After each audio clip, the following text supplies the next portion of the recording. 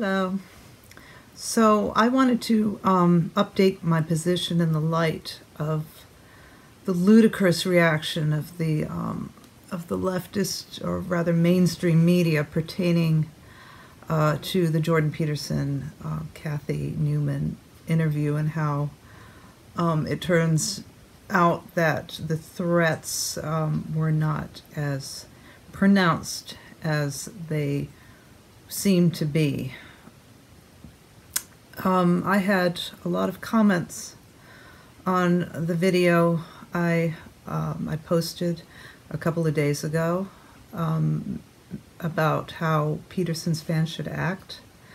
Many supported my position, but most indicated what I just said, that the attacks were determined not to be as threatening or as violent as was reported.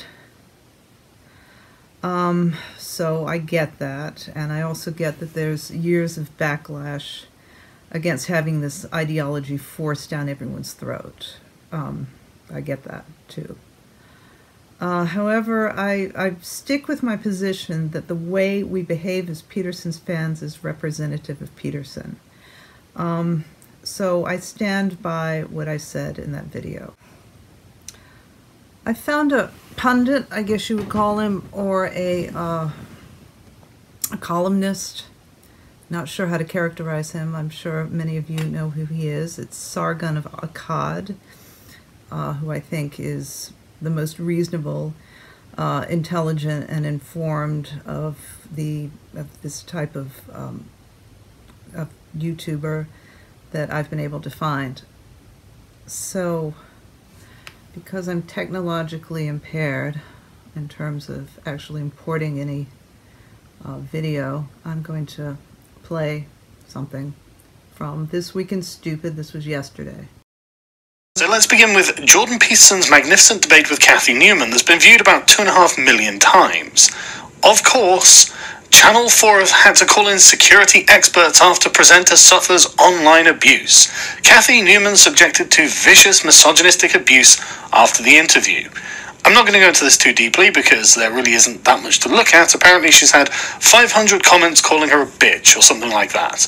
I want to stress, I really advise against this. I mean, aside from the fact that threatening and insulting people who don't know you for reasons they're not particularly aware of is just wrong, it's also really counterproductive. And the way that this is being picked up by the media, it looks like anyone who's threatening or insulting Cathy Newman runs the risk of turning her into another Anita Sarkeesian, as Noel Plum pointed out, and I don't think that's wise.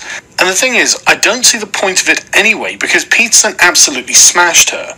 There's no reason to send her nasty messages or anything like that. If anything, I'd be more tempted to send her ironic conciliations. But either way, please don't threaten her. This just undermines Jordan Peterson's victory. And of course, Jordan Peterson is saying the same thing, and it's not just me and him saying these things, it's anyone with a brain. He's got a point, you know. Why insult people you don't even know? That's not the way to get anywhere. And I guess that's what I'm really trying to say, because it's so easy to do so. But Peterson did win the argument. And I think Jordan would say, don't be the wolf that tears out the throat of the wolf that you've conquered. You know, don't be the alpha baboon that doesn't have social skills. Be the knight that slays the dragon and gets the gold. And that gold doesn't mean winning by killing the other side through vitriol. It means standing your ground and getting the real gold, which is the possible enlightenment of your adversary, and turning the tide through your words, making order out of chaos through truth, not through resentment. And it's understandable that there's resentment out there. I'm rather resentful myself. And this is one of the reasons. I want to say something about feminism. I suppose during the beginning of the second wave of feminism, I was a child, but I was, you know, certainly old enough to know what was going on in the 70s. And up until well into the 70s, women couldn't be guaranteed that they would be treated fairly. And several acts during the 70s ensured equal opportunity and treatment, such as ending discrimination in terms of hiring, getting credit and loans. You could accuse your husband of rape, which you could not do before that. A number of critical issues. Now, I don't know a lot about politics, so I'm going to really not say anything else about that. But I was around at that time, and I know that feminism really had a purpose at one point. I want to show you something I found at an estate sale the other day. Kind of cool. It's this little bit, it's kind of moth-eaten, but it's a little bit of feminist needlepoint from 1972, and 1972 is the year, I know I'm not going to say this correctly, the year that the Senate voted for the ERA.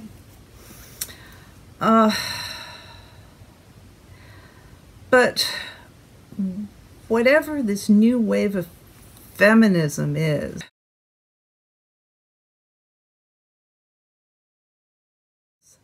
to someone like me who's actually seen it function, is distressing, more than distressing. It's been reduced to some weird language war, I guess, as has identity politics. And it does not appear that the actual welfare of women who are being mistreated actually enters the equation. I think if that was the case, and many pundits, Prager University, Shapiro, some people in the middle, I've heard this a lot, they would be worried about the genital mutilation that's actually occurring here in this country in insular communities. What it appears to me to be, the actual people who are being protected are offended members of the upper middle class. So Jonathan Haidt,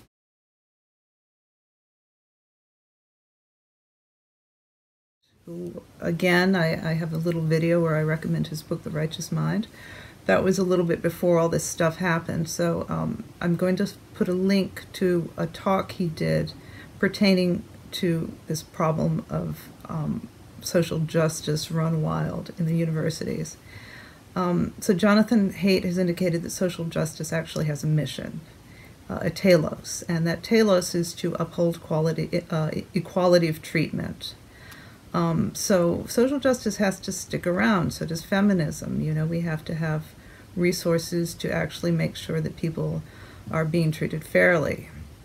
But the true social justice now, oddly enough, seems to originate in a more conservative arena. It is a return to looking at the individual and individual rights, and so it's ironic. And for someone who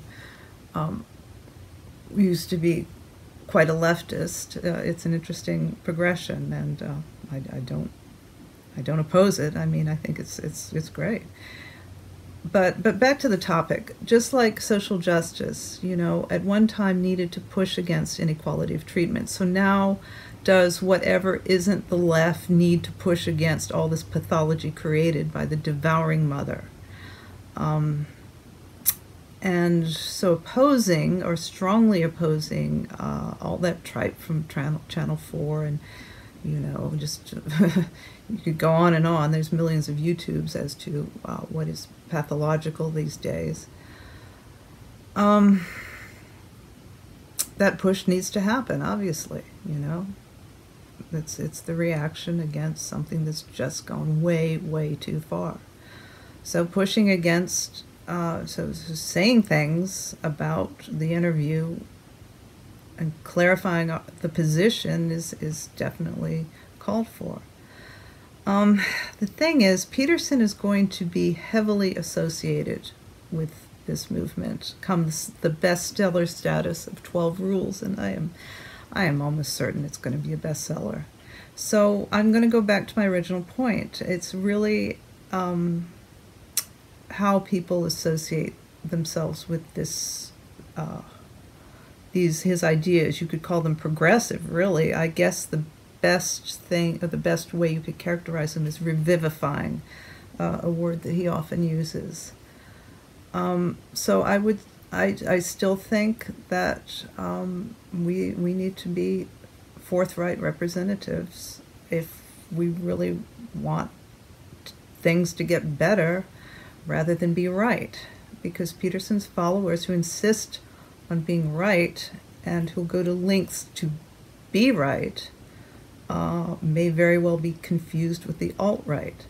And I think that that's the last thing we want.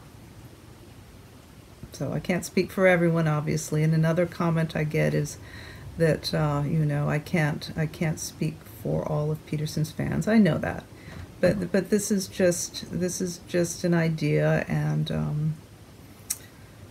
I hope I made myself clear. And thank you for watching. Talk to you later.